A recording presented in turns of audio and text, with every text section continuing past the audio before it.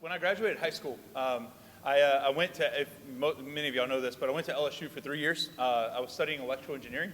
I settled on studying electrical engineering because a guidance counselor when I was in high school asked me, what are you interested in? And I said, I like math and science. And they said, you should go study engineering. And I said, really? And they said, yeah, they make a lot of money. And I said, I like math, I like science, I like money, let's do that, right? So I remember I went to LSU, and that 3 years, that first experiment of college, I'll call it, at the beginning, I loved it. It was great. Things went wonderful. I was just kind of getting into the beginning of my classes and stuff like that. But it gradually got harder, and then it really quickly got harder. And then after the third year, I went to seminary, right? But during that time, what I noticed was my attitude towards school was a very, very, I think it's a widespread attitude. My whole thing as I was going through school was I just have to survive until the next exam, right? I just have to survive this class, maybe find a way to pass it, hopefully, right, so that I can keep just inching my way through and just hopefully I'll pass the next one, and hopefully I'll pass the next one, and hopefully I'll pass the next one. That was my attitude for Calculus 1, Calculus 2, Calculus 3. That was my attitude for Physics 1, Physics 2, Physics 3. That was my thing for Digital Logic 1 and 2, Circuits 1 and 2. But there was this class called Differential Equations, which belongs in the pits of hell. And that class was like, this is the first time in my life I ever opened up a math class. Like, I was sitting in class, I get a test, I look at a test, and I go, I have no idea to do any of this.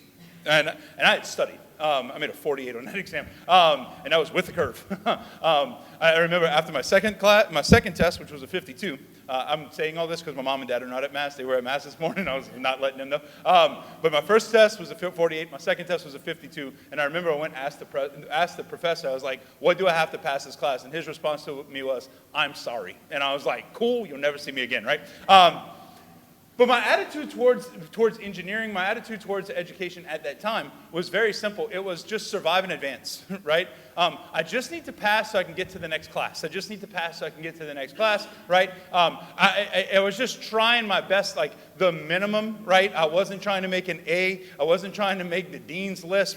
Like I couldn't even spell A at that point, right? I just wanted to try my absolute best just to get to the next class, right? If I could get a D, I was getting a D. If I could get a C, I was getting a C. Whatever it was, I just needed to make the bare minimum just so I can keep going, right? That was my attitude the first time I took Calculus 2, and the second time I took it, I actually passed it, right? But I just remember going through school at LSU, and that was my attitude. Survive and advance, just try my best, just inch through, and hopefully I'll fool enough people at this university for them to give me a degree that says electrical engineer on it, right? Didn't work. Now, it was interesting because I go from that, I'm not going to talk about my overall GPA, but I go from that when I was at LSU to when I entered seminary. So some of y'all may know this, some of y'all may not, but when we go to seminary, we get an undergrad. We get a normal undergrad degree. So my undergrad is in liberal arts with a concentration in philosophy, and then I have a theology master's. So when I went into seminary, though, I went from engineering, STEM field, right, that kind of stuff, complete 180, and now I'm doing liberal arts and like English and reading and philosophy and like writing papers. I never knew what a paper was then, right? My math looked like a paper because it had so many letters in it, but like we ain't gonna talk about that. But then like I moved on, and then I'm like doing English stuff, right? And I remember like it was like a switch flipped. My attitude towards education was completely different. Because not only was I more interested in what I was studying, right? I was going for the priesthood and stuff, but like not only was I more interested just in the content, right? Like I enjoyed studying philosophy. I enjoyed studying those things. But what I noticed was that the education I was receiving and the education I was going through and the classes I was going through was actually starting to like change the way that I perceive things around me. And like it started to change the way that like I would listen to like a debate show or a podcast or somebody give a talk or something like that, and I would sit there and I could analyze what they were saying, and I'm like, wait, this got roots in Aristotle, and this is something that Thomas Aquinas said, and this is a more modern kind of mindset, and like it started to like the education experiment, if you will, right? It's meant to change the way we think. It's meant to like form us and form our minds so that we're doing something different. That we give ourselves over to the process, and it kind of changes us. It's a very, very different thing than just try and fool people, good luck, bare minimum, try, and hopefully I get through this class, so I can get to the next one. Survive and advance. Survive and advance. I say that because in our spiritual life sometimes, I think we can have that first attitude. In fact, I'm going to tell you, be very honest with you. When I was, for most of my life, that was my attitude with God. Now, the goal wasn't just to get a degree. The goal wasn't just to get to the next class. The goal is ultimately to get to heaven. But a lot of my attitude towards my relationship with God if I look back in my life, and I'm honest with myself, has been, if I could I just got to pass this test. I just got to get a little bit better at this test. And whenever I fail, I go to confession, and then and then hopefully I pass it next time. And by the end of my life, hopefully I've done enough of this kind of surviving and advancing, surviving and advance, surviving and advance, surviving and advance, surviving and advance, so that whenever I die, I can actually just kind of sneak my way into heaven. And that's good enough because I'm there. I would think if you're here at 9 o'clock at night on a Sunday when it's cold, that chances are your goal in your life is that you want to get to heaven. What's your attitude of how you get there? Is it this kind of minimalistic, I'm going to change just what I have to, I'm going to do just what I have to, I'm a fool who just who I have to, maybe hopefully I could just get bare minimum, bare minimum, bare minimum, bare minimum, so that at the end of my life, hopefully the gates of heaven are just open enough so I can slide on in and pretend I've always been there and that I belong. Because I'm honest, that has been my attitude for a lot of my life. What I think can happen actually, the way we do that, it's interesting because Jesus addresses it actually at one point in the scriptures. It's not the gospel we said today. I'm going to get to that in a minute. But it's another very powerful gospel. There's this moment where Jesus is in his public ministry, and there's this person called the rich young man. He's rich and he's young and he's a man, so very aptly named, right? But this rich young man comes to Jesus and he looks at him and says, "Good teacher, what must I do to inherit eternal life?" He got the desire for the goal, right? He wants to go to heaven. And when he comes to Jesus, he says, "Good teacher, what must I do to inherit eternal life?" Jesus' response to him is very interesting because he starts walking through the commandments. You shall not have other gods than your real God. You don't take the Lord's name in vain. Honor your father and mother. Honor your father. Don't take the Lord's name in vain. Sabbath day, right? Honor your father and mother. Thou shalt not, thou shalt not, thou shalt not. All the thou shalt nots, right? He does that, and he basically looks at him and says, uphold the law. Do the 10 commandments. Start there. And the guy's response to him is interesting because he looks at him and he says, "Oh, I've done all that. I do all that already. Got one foot in heaven. What's up, And the response to Jesus' response to him is says, "Okay, great. Then go and sell all that you have and come and follow me." The interesting thing is that Jesus is a faithful Jew. Jesus is faithful in his practice of the Jewish faith. He's as faithful in his practice of the law. He's faithful in his practice, in his understanding and his teaching of what God has done in the old covenant. And when Jesus comes, he does not look at this rich young man and say, "You did the commandments, that's enough." He says, "I want you to do more. I'm calling you to something bigger." St. Augustine actually talks about this a few centuries later, where he talks about this relationship between the 10 Commandments and the Beatitudes. And the way he explains it, he says, the 10 Commandments protect us from sin. But the Beatitudes form us into saints. The 10 Commandments protect us from sin. They're a good starting point. Notice, Jesus, when he talks to the rich young man, he doesn't look at him and all of a sudden start dumping all kind of stuff on him. He starts with the basics. He starts with the plain. He starts with the measurable, right? And he says, do the commandments. Start there. Do that first. I think for us, sometimes we can put an overemphasis on the commandments and not enough emphasis on the Beatitudes. Because the commandments are measurable.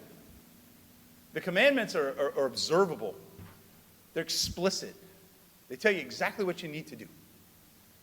Don't have other gods besides me, right? Keep the Sabbath day holy. Don't take the name of the Lord in vain. I know I flipped those, but it's okay, right?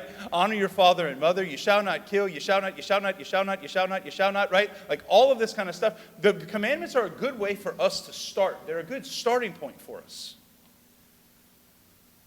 But Jesus obviously wants us to do something more than that. Because today in our gospel, when Jesus is teaching, Jesus is starting his public ministry. He's starting his time of preaching and teaching in public. And these are the first words that he says to his people. It's interesting, at the very beginning of the gospel, when we hear, this is Matthew chapter 5, this is verse time that is called the Sermon on the Mount. This is the first moment where Jesus starts to kind of break open his teaching, his reflections on all things, right? And he begins by, it says he went up a mountain, right? And as he goes up a mountain, then it says he sits down, and then his apostles and his disciples come to him, right? So his followers come to him. But there's an interesting detail in there of him sitting down. Now, we hear that and we're like, oh, he just climbed a mountain. Of course he wants to sit, right? Or he's tired or something like that. But the interesting thing is that to a first century Jew, the posture of sitting down to teach was something that was explicitly of a rabbi.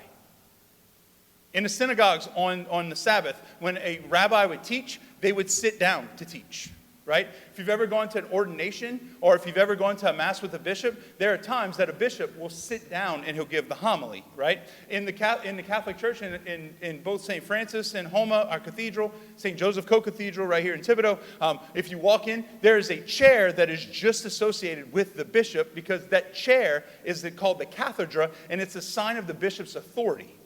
It comes from the root of this practice of the rabbis in the Jewish faith, which is rooted all the way back in the Old Testament of the chair of Moses, the authority of Moses.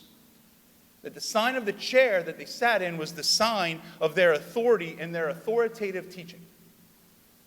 So Jesus begins his authoritative teaching as the Son of God. He begins his authoritative teaching, his first public teaching that he's going to give out of all of his teachings, and he does not go to the Ten Commandments.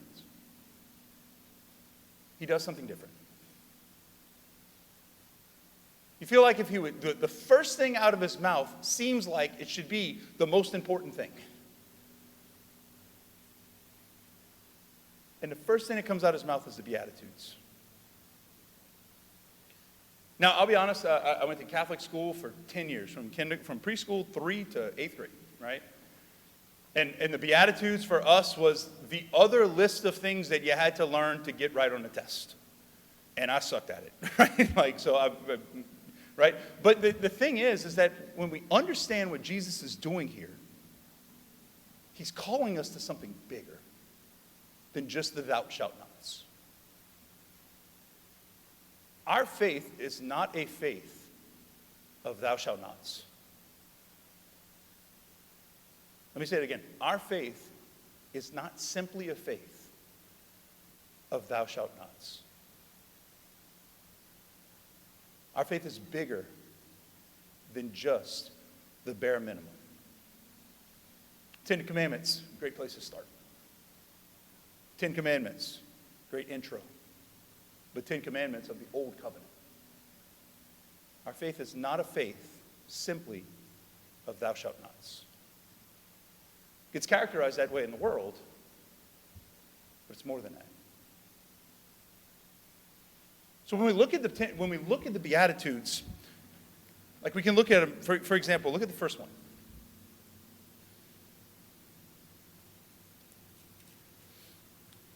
Blessed are the poor in spirit, for theirs is the kingdom of heaven. Well, the first one is the most important one. The first one is the first one for a reason. Blessed are those who are poor in spirit.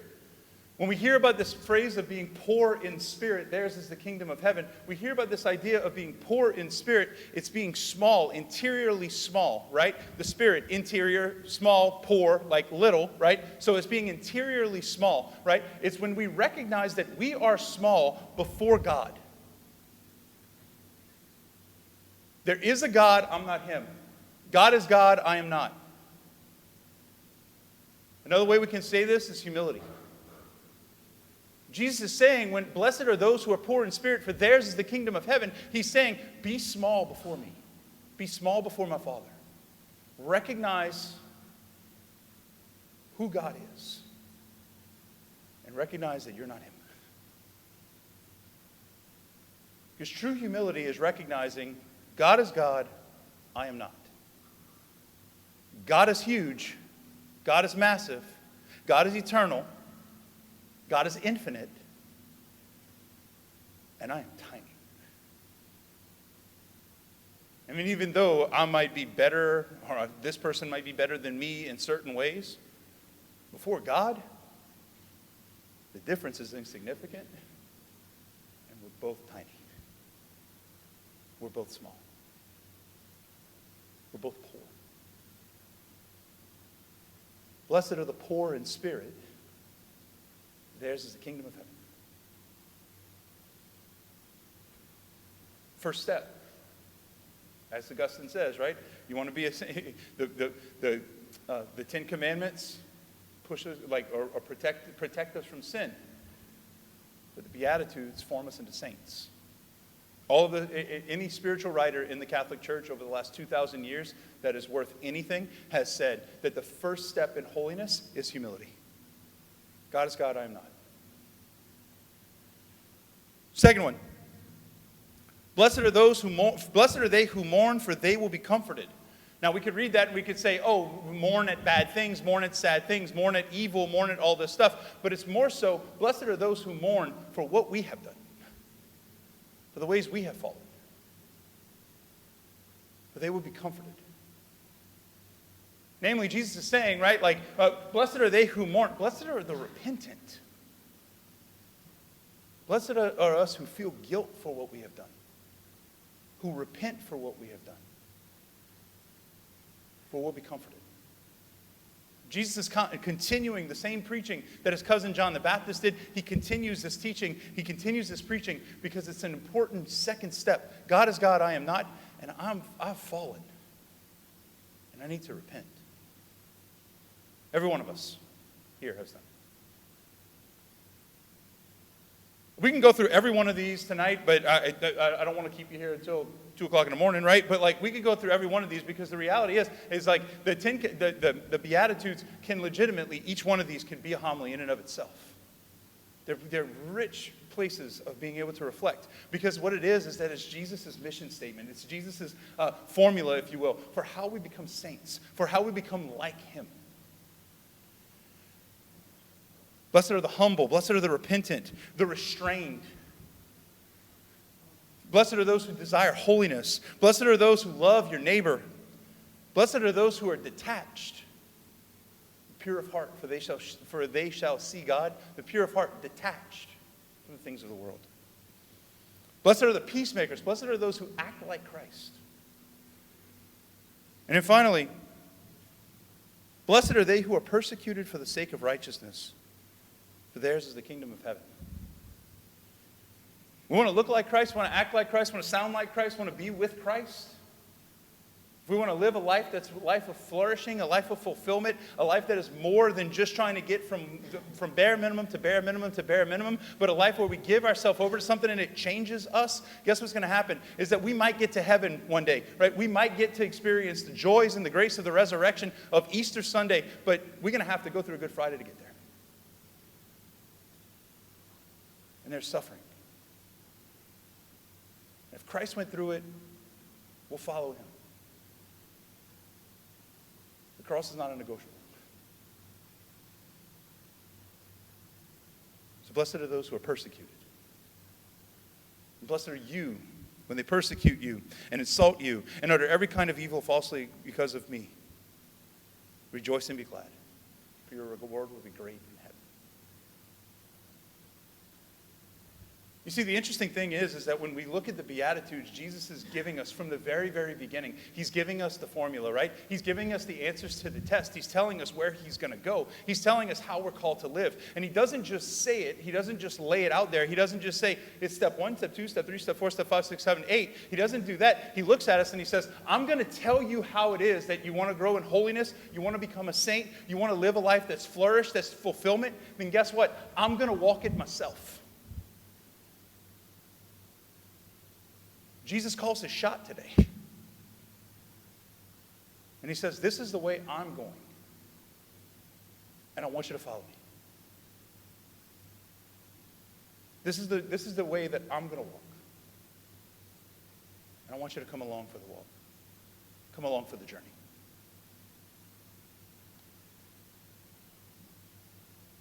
This is the promise of fulfillment that God gives to us. Is laid out today in the Beatitudes. So we can either say yes to it, life of flourishing, fulfillment. But if we don't, then what's the alternative? Well, there are plenty of places that promise fulfillment throughout our world, right? You may have heard me say this before. I'm going to run through them real quick. But there are plenty of places that offer this, that promise fulfillment, but they do not fulfill. More prestige, more honor, your reputation. I want to be known, fame. I want everybody to know my name. Okay, that's great. 10 minutes later, they forgot about you. It's not going to offer it's not going to offer eternal fulfillment if everybody knows you. But what if I get more power? What if I rise and like I become better and better and better and higher ranking, and all the way up to the president, all the way up to the head of the company, all the way up to the Hall of Famer, all the way up to whatever? Guess what? But I got more power. I got more people under me. I got more people that listen to me. Yeah, at some point that goes away. It's temporary. It's earthly. It won't be eternally fulfilling. Yeah, but I could have more possessions. I could have more stuff. Remember somebody said to me, if you want to be happy for a day, have a good meal. If you want to be happy for a week, buy a new shirt. If you want to be happy for a month, buy a new car. If you want to be happy for a year, buy a new house. At a certain point, you run out of time. You got more time than you got stuff to buy. Because things are passing. No balance in a checking account or bank account can fulfill. Well, what if but I could live for now, and I could just enjoy what now, the spoils of now. That's great. Doesn't matter how much food, how much sex, how much alcohol, how many vacations, how many posts on social media, how many follows, how many likes. Doesn't matter. All of the things of the now, all the possessions of now, go away. And they're passing. All the pleasures of now are for a time.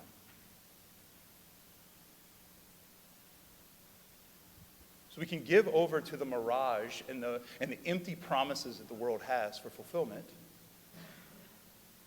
or we can listen to the formula, that you will, that Jesus lays out. And says, this is the way I'm walking. I'm offering the same fulfillment to you. Come and follow me. I said, I was talking about the rich young man. Rich young man walks away. He can't do it. Christ offers us the same invitation. Maybe not go and sell everything, but whatever place that we struggle, right? The rich young man struggles to let go of possessions. Whatever place we struggle, can we let go of that and follow the Lord? Last thing I'll say, in 2.5 weeks, we enter into Lent. And I know we got a lot of parades between now and then, and king cake between now and then, and food, and beads. And if you don't like the beads because you're going to throw them away, come drop them off because I ride on Tuesday. But anyway, but like if all of those things, like if you have like I know between now and 2.5 weeks from now, we got a lot of stuff going on. But if you want the best Lent of your life, where is it that you're tempted to try and find fulfillment? Where is it? What are the places that you keep grasping at, thinking maybe this will work now? What struggles are getting in your way where you keep living a life where I'm just trying to sneak into heaven? Where can we let go of those things and say yes to the Lord? To the life of the blessed, the life of the Beatitudes that he's offering every one of us. Tonight as we come to Mass, we ask the Lord, Lord, where do you want to work? Where do I need to let go and reach out for you or invite you in?